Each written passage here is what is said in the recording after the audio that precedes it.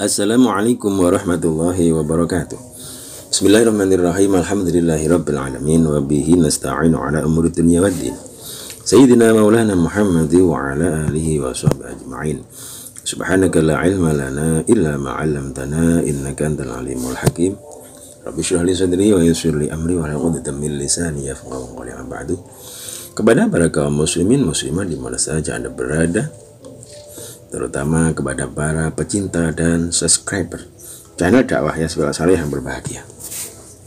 Kami selalu mendoakan Anda semua, semoga Anda selalu dilimpahi, diberikan umur yang panjang oleh Allah, diberi kesehatan zahir batinnya, diberikan rezeki yang berlimpah berkah dunia dan akhirat, diberikan keturunan dzurriatan thayyibah, anak-anak yang solih dan solihah, berbakti kepada taat kepada Allah Rasulullah dan berbakti kepada kedua orang tuanya, bermanfaat pada lingkungan bersamanya, diberikan keluarganya menjadi keluarga yang bahagia, sa'adah, dimudahkan segala urusannya, dijadikan makbul, tercapai semua cita-citanya. Ketika Allah sudah menghendaki memanggil kita semua diwafatkan dalam keadaan sempurna iman Islam dan ihsan husnul khatimah. Amin ya rabbal alamin. Para kaum muslimin, Lailatul Qadar pada tahun ini tepatnya jatuh pada hari apa dan tanggal berapa? Baiklah para kaum muslimin di mana saja Anda berada, Lailatul Qadar adalah sebuah malam yang sangat mulia di bulan Ramadan ini yang kebaikannya melebihi 1000 bulan. Lailatul Qadri khairun min alfi syahr. Satu malam yang kebaikannya, pahalanya lebih baik daripada 1000 bulan. 1000 bulan itu kalau dijadikan tahun itu sekitar 83 tahun lebih.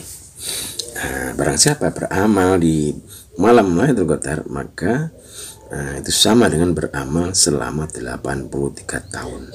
Bayangkan kalau kita umur manusia itu cuma 70 tahun misalnya, maka beramal satu malam saja itu melebihi satu umur manusia. Luar biasa berkah dan rahmat Allah subhanahu wa ta'ala, keluasan rahmat Allah kepada hamba-hambanya.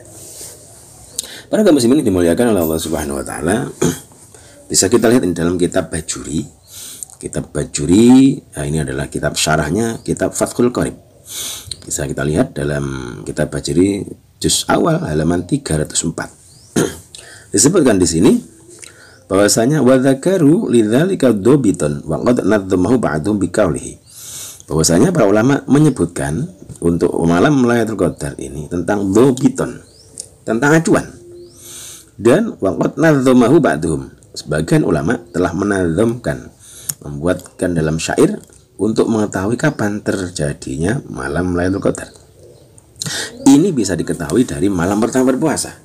Yang pertama, ketika awal Ramadan diawali dengan hari Jumat, inna sum yauma Jumatin, maka Lailatul Qadar jatuh pada tanggal 29. Kemudian ketika awal Ramadan diawali dengan hari Sabtu, awal puasa hari Sabtu, maka Lailatul Qadar jatuh pada tanggal 21 Ramadan.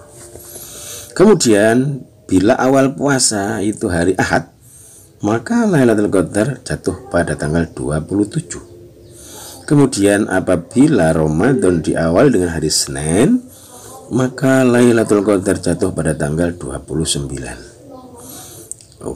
Kemudian ketika Ramadan diawali hari Selasa, puasa awalnya hari Selasa, maka Lailatul Qadar jatuh pada tanggal 25.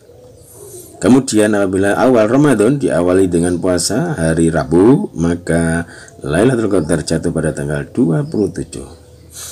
Kemudian yang terakhir ketika awal Ramadan hari Kamis, maka Lailatul Qadar jatuh pada tanggal 21. Kemarin awal puasa hari Kamis, maka fa insyaallah Lailatul Qadar jatuh pada tanggal 21. Para kaum muslimin dimuliakan oleh Allah Subhanahu wa taala, itu dari kitab Bajuri. Kemudian dari kitab I'anatul Talibin. Dalam kitab I'anatul Talibin disebutkan di sini bahwasanya